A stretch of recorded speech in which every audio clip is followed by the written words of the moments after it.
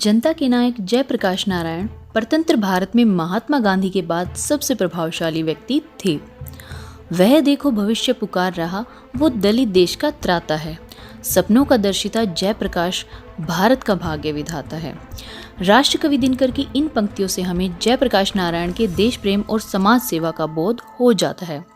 नमस्कार दोस्तों, सीक्रेट बात चैनल पर आप सभी का स्वागत है। दोस्तों, आज के इस वीडियो में हम लोकनायक जयप्रकाश नारायण के महान कार्यों के बारे में आपको बताने जा रहे हैं।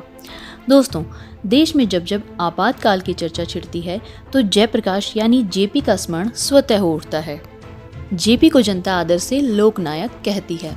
इनका जन्म 11 अक्टूबर 1902 को बिहार के सारंग जिले के सिताब दियारा ग्राम में हुआ था। जेपी अपने पिता हरसुख दयाल श्रीवास्तव और माता फूल रानी देवी की चौथी संतान थे।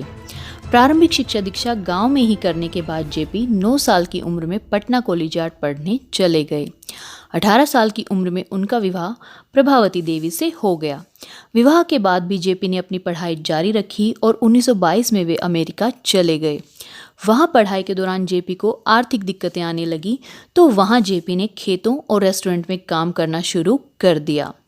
1929 तक जेपी अमेरिका में ही रहे। जेपी कार्ल मार्क्स की समाजवादी विचारधारा से बहुत प्रभावित थे। भारत आने के बाद वे डॉक्टर राजेंद्र प्रसाद, महात्मा गांधी और पंडित जवाहरलाल नेहरू के संपर्क में आए तथा उन्होंने भारत के अलग अलग हिस्सों में स्वतंत्रता संग्राम का नेतृत्व किया। लेकिन 1932 में मद्रास से उन्हें गिरफ्तार कर लिया गया और उन्हें 1 साल की सजा हुई। 1942 में भारत छोड़ो आंदोलन के दौरान जेपी जेल से फरार हो गए। उन्होंने स्वतंत्रता संग्राम के दौरान हथियारों के उपयोग को सही माना। इसके लिए उन्होंने नेपाल जाकर आज़ाद दस्ते का गठन किया और उसे प्रशिक्षण भी दिया। उन्हें एक बार फिर पंजाब में चलती ट्रेन से गिरफ्तार कर लिया गया। 1945 में जेपी को आगरा जेल में ट्रांसफर कर दिया गया। जेपी ने आचार्य नरेंद्र देव के साथ मिलकर 1948 में ऑल इंडिया सोशलिस्ट कांग्रेस की स्थापना की। 1953 में कृषक मजदूर और प्रजा पार्टियों के विलय में उन्होंने सक्रिय भूमिका निभाई। भारत स्वतंत्र होने पर उन्होंने प्रजा सोशलिस्ट पार्टी से इस्तीफा दे दिया और भूमि सुधार आंदोलन के लिए विनोबा भावे के भूदान आंदोलन से जुड़ गए। 1960 के दशक के अंत में जेपी फिर से राजनीति में सक्रिय हुए।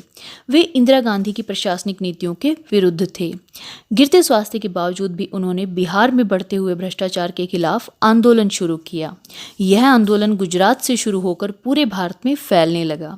दिल्ली रामलीला मैदान से 1975 में जेपी ने सिंहासन खाली करो कि जनता आती है का नारा दिया। 1975 में ही इलाहाबाद हाई कोर्ट में इंदिरा गांधी के खिलाफ चुनावों में भ्रष्टाचार का आरोप सिद्ध हो गया। जेपी ने इंदिरा गांधी के इस्तीफे की मांग की। जेपी के खौफ और सत्ता जाने के डर से इंदिरा गांधी ने 25 जून 1975 की आधी रात को ही राष्ट्रपति के हस्ताक्षर करवा देश में इमरजेंसी लागू कर दी। आपातकाल के दौरान जेपी तथा अन्य नेताओं को गिरफ्तार कर लिया गया। 21 महीने चले इस आपातकाल में लोगों पर अत्याचार और पत्रकारिता की स्वतंत्रता का हनन किया गया। 1977 में हुए चुनावों में 350 सीट वाली कांग्रेस 150 सीटों पर सिमट गई और जेपी के नेतृत्व में बनी जनता पार्टी चुनाव में जीती। 8 अक्टूबर 1979 को किडनी रोग के कारण राजनीति का यह तपस्वी संसार से विदा हो गया। 1998 में मरणोपरांत भारत सरकार ने उन्हें देश के सर्वोच्च नागरिक सम्मान भारत रत्न से सम्मानित किया। तो दोस्तों, अगर आपको हमारी आज की यह वीडियो अच्छी लगी तो वीडियो को लाइक, कमेंट और ज़्यादा से ज़्यादा शेयर करें। साथ ही हमारे चैनल को सब्सक्राइब कर बेल आइकन को प्रेस करें ताकि हमारी हर नई वीडियो का नोटिफिकेशन सबसे पहले आपको मिल सके। तो दोस्तों, मिलते हैं अगली वीडियो में। जय हिंद।